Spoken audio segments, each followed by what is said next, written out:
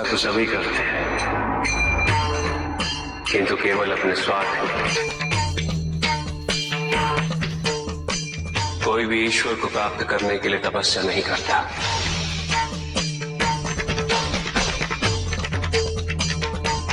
कोई भी तपस्या इसलिए नहीं करता कि उसकी भक्ति उसके आराध्य तक पहुंच जाए। मृत्यु चाहते हो,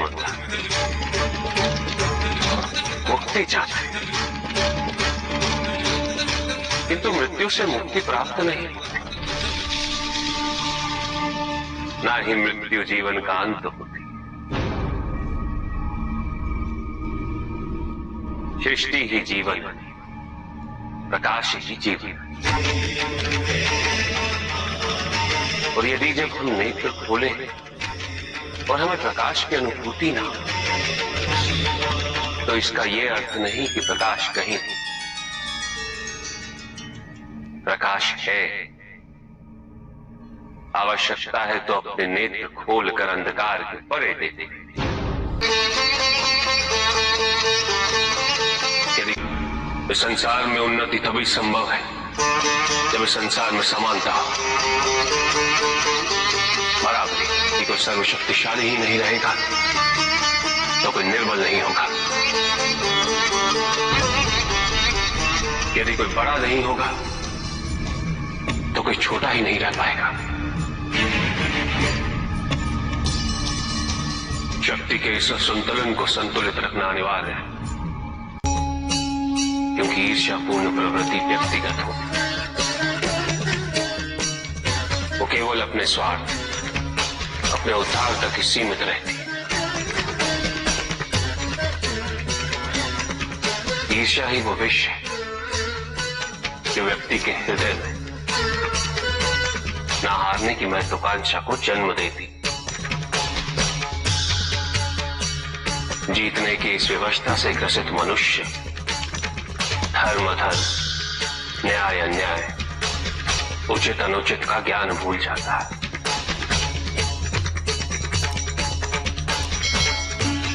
संवेदना करुणा भूल जाता है। उसे स्मरण रहता है तो केवल जीतना, भले ही वो छल कपट के माध्यम से ही क्यों ना हो। एक असुर था, एग्रिप। एक दिन वो ब्रह्मलोक गया।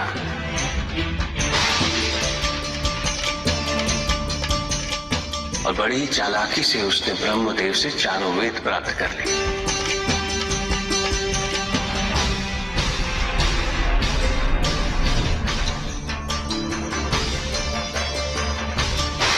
और जाके समुद्र में छुप गया, क्योंकि सारा ज्ञान वेदों में नहीं था।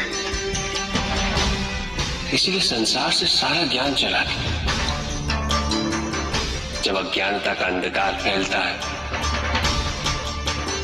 तो अधर्म बढ़ने लगता है। भगवान विष्णु सब देख रहे थे। उन्हें ज्ञान था कि शीघ्र पृथ्वी लोक पर प्रलय आने वाला है।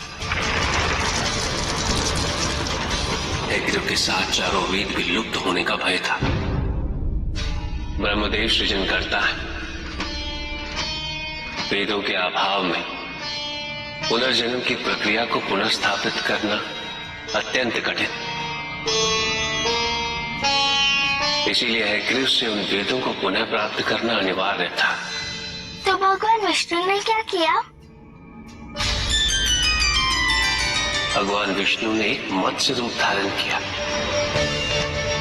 वो एक मछली बने और नदी में अवतरित। राजा सत्यव्रत स्नान कर रहे थे। एक छोटी सी मछली उनके हाथ में आ गई। इतनी छोटी मछली? भगवान विष्णु? हाँ, राजा सत्यव्रत उस मछली को जल में छोड़ने जा ही रहे थे कि उस मछली ने बड़ी मछलियों का भय जताते हुए उनसे विनती की। उनसे कहा कि वो उसे अपने साथ ले चले। राजा सत्यव्रत अत्यंत दयालु थे। मछली को अपने कमंडल में शरण दे दी।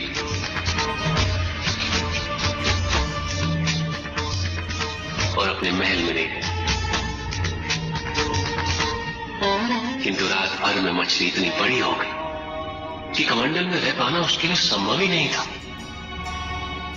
और उसका बड़ा आकार देखने के पश्चात राजा सत्यव्रत ने उसे कमंडल में से निकालकर एक मटकी में डाल दिया। मटकी में डालने के पश्चात उसका आकार पुनः बड़ा हो गया। तो राजा सत्यव्रत ने उसे मटकी में से निकालकर एक सरोवर में रख दिया।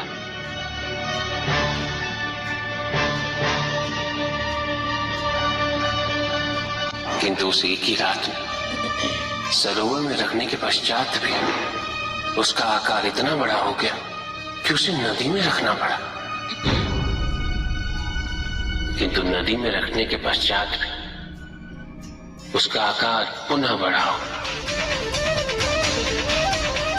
और इतना बड़ा हो गया कि यदि उसे महासागर में नहीं रखा जाता तो उसकी मृत्यु निश्चित थी। राजा सत्यव्रत उसे महासागर की ओर ले गए।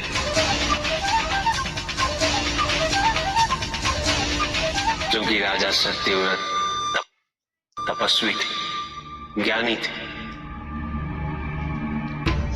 उन्हें आभास हुआ कि ये कोई साधारण मछली नहीं, ये स्वयं साक्षात भगवान विष्णु ही है। भगवान विष्णु राजा सत्यव्रत की उदारता से अत्यंत प्रसन्न थे। इसीलिए उन्होंने राजा सत्यव्रत को मत्स्य रूप धारण करने का कारण बताया। साथ ही उन्होंने सत्यव्रत से कहा कि आज से 7वें दिन प्रलय आएगा, समस्त पृथ्वी जल में समा जाएगी।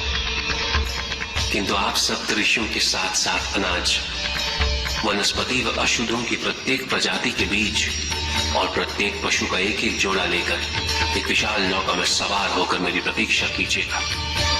केवल एक ही स्थान ऐसा होगा जिसकी ऊंचाइयों को जल छू नहीं पाएगा। मैं लौटूंगा और आपको वहां लेके चलूंगा। ऐसा कौन सा स्थान था? हिमालय पर्वत, अर्थात तुम्हारी माता के पिता हिमालय। फिर क्या हुआ? ऐसा कह के भगवान विष्णु समुद्र में चले गए और अपने मत्स्य रूप में उन्होंने हेग्रीव को ढूंढ निकाला। उस दुष्ट का वध करके वेदों को पुनः प्राप्त कर लिया। तो क्या पहले आया? हाँ, ठीक 7वें दिन। किंतु भगवान विष्णु के आदेश अनुसार राजा सत्यव्रत एक विशाल नौका में उनकी प्रतीक्षा कर रहे थे।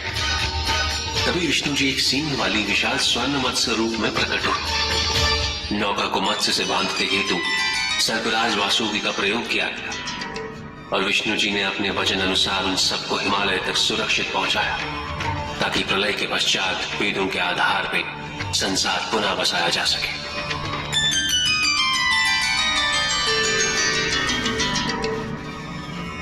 राजा सत्यव्रत मनु कहलाए। मनु अर्थात मानव जाति के प्रजनक। इसी प्रकार भगवान विष्णु ने न केवल वेदों को पुनः प्राप्त कर अपितु समस्त संसार का कल्याण भी। अर्थात भगवान हर संकट में अपने भक्तों की सहायता अवश्य करते हैं। अस्थिरता तो केवल अविश्वास से आती है। स्थिरता के लिए विश्वास अनिवार्य।